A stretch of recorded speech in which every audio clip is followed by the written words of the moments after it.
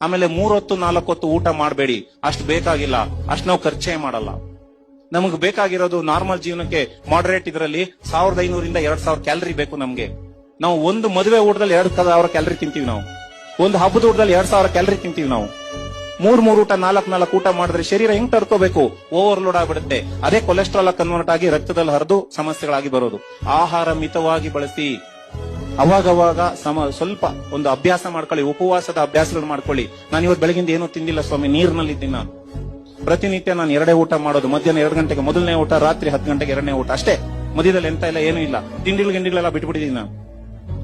ತಿಂಡಿಗಳೇ danger. ಮುದ್ದೆ ತಿನ್ರಿ, polish ಆಗದೆ ಇರೋ ಆಹಾರಗಳನ್ನ ಬಳಸಿ.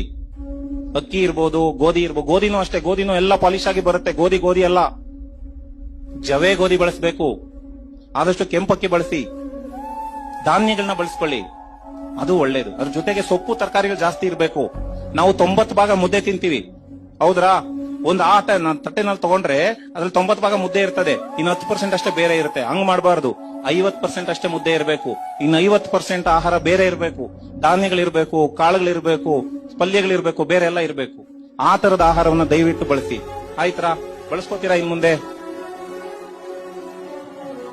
ಡ್ರೈ ಫ್ರೂಟ್ಸ್ ಇವನ್ನೆಲ್ಲ ಬಳಸಬೇಕು. ಉಪ್ಪು ಕಮ್ಮಿ ಮಾಡ್ಬೇಕು. ಉಪ್ಪು ಇಲ್ದಂಗೆ ಅಡಿಗೆ ಮಾಡಕ್ಕಾಗಲ್ಲ ಅಂತ ಹೇಳಿದ್ರು, ಉಪ್ಪು ಬೇಕು ಸ್ವಾಮಿ, ಲಿಮಿಟ್ ನಲ್ಲಿ ಬೇಕು. ತುಂಬಾ ಮಿನಿಮಮ್ ಆಗಿ ತಗೊಳ್ಳಿ, ಮೇಲುಪ್ಪು ಹಾಕೋಬೇಡಿ. ಉಪ್ಪು ಜಾಸ್ತಿ ಇರೋ ಆಹಾರವನ್ನ ಬಳಸಕ್ ಹೋಗ್ಬೇಡಿ.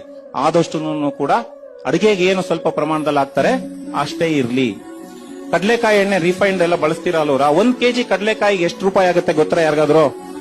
1 kg ಕಡಲೆ ಬೀಜ 120 ರೂಪಾಯಿ ಅಂತ ಹೇಳ್ತಾ ಇದ್ದಾರೆ. ಅದು ಬೆಳೆಯೋರೆಗೂ 120 ರೂಪಾಯಿ, ಅಂಗಡಿಲಿ ತಗೋನಿಗೆ 150 ರೂಪಾಯಿ. ಬೇಡ ಬಿಡಿ, 120 ರೂಪಾಯಿ ಇಟ್ಕೊಳ್ಳೋಣ, ಆಯ್ತಾ? 1 kg ಕಡಲೆ ಬೀಜದಲ್ಲಿ ಎಷ್ಟು ಎಣ್ಣೆ ಬರುತ್ತೆ ಗಾಣಕ್ ಹಾಕಿದ್ರೆ ಗೊತ್ತಾ?